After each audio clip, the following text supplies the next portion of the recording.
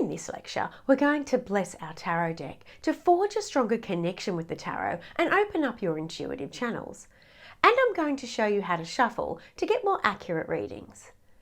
Now, before I begin, it's really important to remember that I know some of you may have come to me from other instructors or have seen other readers on YouTube or Instagram, or have even developed your own systems about how to shuffle or how to bless your decks.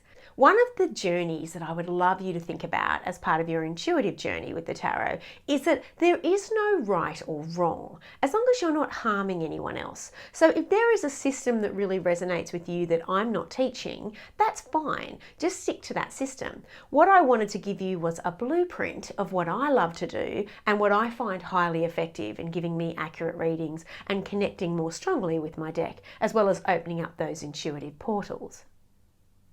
I think often what happens when we start reading tarot, or even when we've been reading for a while, is we can think there's some kind of wrathful tarot gods that are up there that are ready to cast judgments upon us if we shuffle wrong or if we do something wrong and don't bless our cards in the correct way. For me, this simply isn't the truth. For me, as long as you are feeling good about what you're doing, as long as you are intending no harm, so you're not going to manipulate anyone with the tarot or spy on them or work with any kind of dark energy, and that you're just intending to work in the light and intending to be someone who is helping others as well as getting guidance for yourself, then there is no right or wrong way to do this. However, I did want to share with you the ways that I do it, and I'm hoping that they're going to resonate with you. And as I said, if they don't, try them. See if they improve your readings. If they don't, stick with the systems you've already got. So I want to talk briefly about tools before I begin. So I like to use some tools when I am blessing my deck. So I like to use incense, and I like to use crystals, and I like to use candles. But if you don't like incense or you can't get incense, then don't feel like you have to use them. For me, the most important tool is your heart. Your heart is the essence of what is going to help you connect with your tarot deck. And that's obviously free. So don't feel like you've got to rush out and buy a whole lot of tools in order to be able to bless your deck or to shuffle or to give accurate readings. I'm going to give you some very simple ideas that you can use. I love the art of ritual. I'm very passionate about ritual. I think it shows and indicates to the universe or to source energy, to gods, the angels, to spirit, that you are ready and willing and open to connect to the tarot, to bring in divine wisdom and to bring in important information and guidance. However, I do feel like it's important not to make yourself too anxious about buying too much or cluttering it up too much, especially if you're someone who gets nervous. Start really simply in the beginning, and that way you'll be focused more on connecting with the right energy to get your readings happening, rather than worrying about a whole lot of different ingredients that are must-haves and should-haves and a big long shopping list. So you can do this whenever you open a brand new deck, these particular rituals, or if you haven't done one yet and you've had your deck for a while, you can even do it now. You can also use these rituals whenever you're feeling a bit stuck in your readings and you want to just recharge yourself and reconnect with your deck. So I'm also going to mention some guides and angels and working with higher non-physical entities. If you have no interest or you don't believe in any kind of higher forces, so you're not really into angels or you're not into gods or goddesses or you're not into ascended masters, or you don't feel like using the word spirit or God or universe works for you, then just connect with your inner wisdom. As I said, for me, as long as you've got positive intentions and you're coming from the heart, it really doesn't matter what it is you believe when it comes to working with the tarot. For me, it's about your beautiful positive intentions and your intention to be in the light. So if you want to invoke gods and goddesses, if you love working with the gods and goddesses, please bring them in to this process. Or if you love working with angels, or if you love to just actually work with spirit, that's totally fine too. Whatever works for you, whatever resonates with you, because that's what will keep you calm and that's what will keep you connected. So starting with the tools, and again, if you don't want to use crystals, you don't have to. This is just something I love to do. I'm going to show you some very basics about how I work with crystals with blessing a deck. I do go into crystals and working with psychic energy in much deeper levels in how to be psychic, but that's kind of beyond the level of this course. I wanted to just go into some basic blueprint rule of thumbs that I like to use. So for me, when it comes to crystals, I like to use black crystals for protection and to ground me, And so any black crystal is fine generally. So this is black tourmaline, which I love, but you can use onyx, smoky quartz, obsidian, any black crystal. So that's a very basic 101 of what I like to use. These pale blue crystals, this is a blue lace agate for calming and for opening up those beautiful channels. But blue in this color will help open up your third eye, and it will also help open up your communication. So I like to use those too. So both of those very basic levels. Now, the funny thing about your own intuitive and creative processes with the tarot is they're going to evolve. And I want that to be part of your intuitive journey, that you start to feel drawn to using certain things within your rituals like this. And so for me, sometimes they can evolve and I might do it a bit differently. I'm going to show you just a very basic blueprint one that I love to use. So I often like to start by just waving. I know this sounds interesting, but I just kind of wave a crystal over in a figure 8 and setting that beautiful intention for communication and opening up my third eye and connecting deeper with the deck, giving more accurate readings. And if you're someone who's visually or you're clairvoyanty, doesn't matter if you're not, but if you can, then you can visualize that energy streaming down and infusing your beautiful deck in a figure 8, or just set that beautiful positive intention. And then again, blessing the deck and just protecting you and keeping you safe and calm and grounded while you work, keeping you in that sacred space. There we go. So that's just a really simple beginning for me when I've just opened a new deck, or if I'm blessing a deck that I haven't had a chance to bless yet. And then, so this is the stage where I would ask, and you can even pick it up and hold it to your heart, but since you won't be able to see me do that, I'll leave it here and just hold it with put your hands over it. And I just, for me, ask for Archangel Raziel. I like to work with Merlin. I ask for Archangel Gabriel for communication. I love to work with Kuan Yin, the goddess of compassion and unconditional love. Whoever it is you like to work with, this is the stage where I just invoke them and I say, thank you. So if it's working with Kuan Yin, thank you, Kuan Yin, for your blessing of this deck. May everything that comes through inspire, empower, and heal myself, if I'm reading for myself, or anyone I'm reading for. Across all dimensions of time and space, thank you. It is done, it is done, it is done. May I keep safe and protected and grounded throughout these processes of reading my tarot deck, and may this tarot deck bring joy and healing and inspiration to everyone that comes into contact with it. Thank you. It is done, it is done, it is done. And then I love to just visualize or feel, and if you don't, that's fine, just set the positive intention and say, I ask for unconditional love in the form of pink light, like pale pink, even paler than my nails, or around about the same, just downloading and coming in and infusing the cards with really positive energy and keeping you in that space and keeping the deck in that space of unconditional love while you're giving readings. And you might like to invoke other colours, so golden stream yellow or bright white light. Anything that you feel you resonate with, you can ask to come through and just connect with it. And again, please don't fret if clairvoyance isn't one of your gifts. That's not the intention. The intention is to just ask for that positive energy and that light to come into your deck now. Now, as I said, that's a very simple way to do it. You can go on and create and add more elaborate processes if you like, but that's just a really great way to get started with blessing your deck. Just using some kind of tool to connect with it, calling in your guides or source energy or gods and goddesses, whoever you like to work with, just touching it.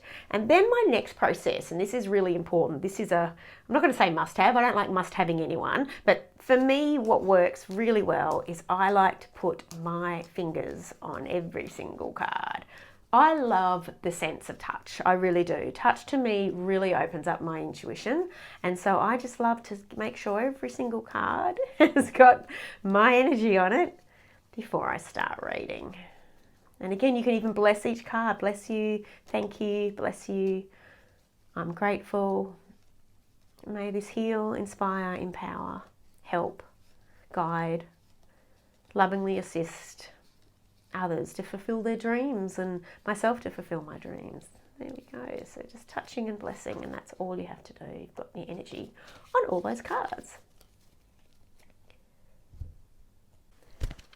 So now I just want to briefly talk about storing and protecting your cards. So I use this little pouch. I've used this for a very long time. It's getting a little bit old, but I love it. I'm very attached to it. You can also get these kind of pouches and just small little tarot bags on Etsy or eBay for very cheap. Please don't feel like you have to rush out and do it now if you're just brand new. You can do that whenever you feel like you need to, but do keep it in the box then if you don't have anything to wrap and protect it in, because your tarot deck is your energy. It's connecting with your energy and it's working with your energy to help give readings. So it is really important that it is on some level protected, and it's not just, laying all over the place and spread out all over the place, or that it can be easily knocked around. It will hold and conserve your energy if you protect it. Now, I have been asked this before about other people touching your deck. So my rule of thumb is I only let my clients touch my deck, basically, and I clear it between every time I'm reading for them. And clearing can just be a matter of just knocking on it 3 times, waving some incense, doing what I did with the crystals, very simple rituals. And again, making sure you kind of touch the cards. And when I'm shuffling, I'll show you how I also do another form of that clearing. It's really important to make sure that, for me, that you aren't exposing your tarot deck to negative energy. Now, again, I don't want to freak anyone out. I don't want anyone to start talking to me about black magic or getting anxious, or it's not that. It's just that I like to keep my tarot deck, for me, if I've got people coming over, like relatives that I know are really, really conservative, then I will keep it in that little pouch and I'll just tuck it away in one of my drawers.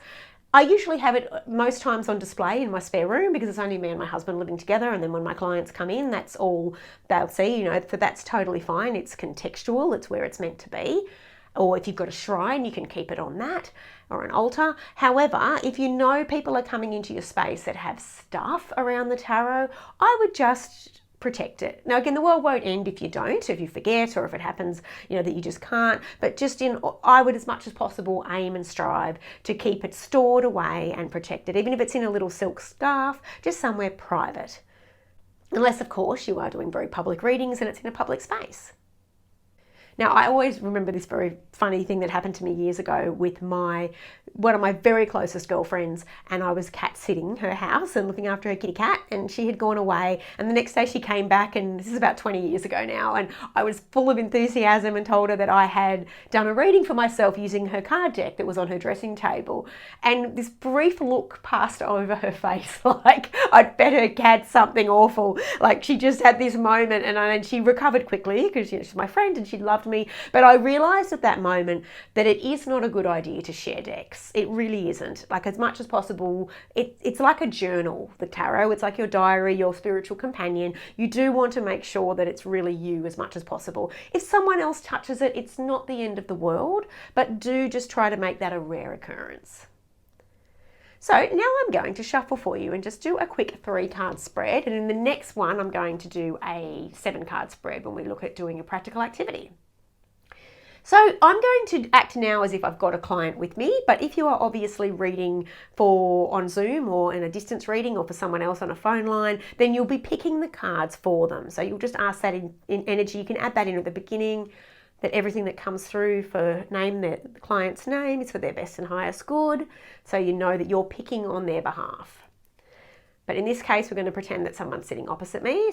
So say it's Connie, and Connie's sitting opposite me, and I'm just going to shuffle, get them a feel on the cards. Now, some of you might have seen me do this already in my higher level courses or Tarot Card Success, so I apologise. You can fast forward to the end if you've already seen this, but if you're brand new, I just wanted to show you how I shuffle. So I just like to first start by getting my energy on the cards. Now, usually before a client comes, what I will do, if you have time, is I will actually just get the cards like this, if you can all see them, and I will do this kind of random thing where I just spread every card out like that, and try not to be too pedantic about it. Sometimes I might go hello, hello, and do you, and then you, and then you, and then you. But basically the whole point of it is you get them all across going in that 3 like that.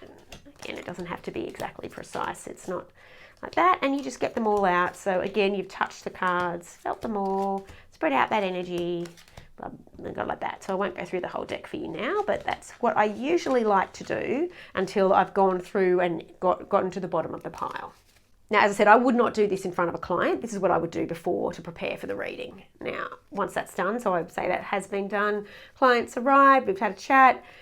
Okay, what does Connie like to know about this situation? We're going to be talking to Connie, and I'm just going to shuffle and get my energy again back on it. Okay, and I'll ask what Connie's question is to the cards. What does Connie want to know? And then I'll hand it over to Connie. And then Connie shuffles and asks that question. And then she hands it back to me.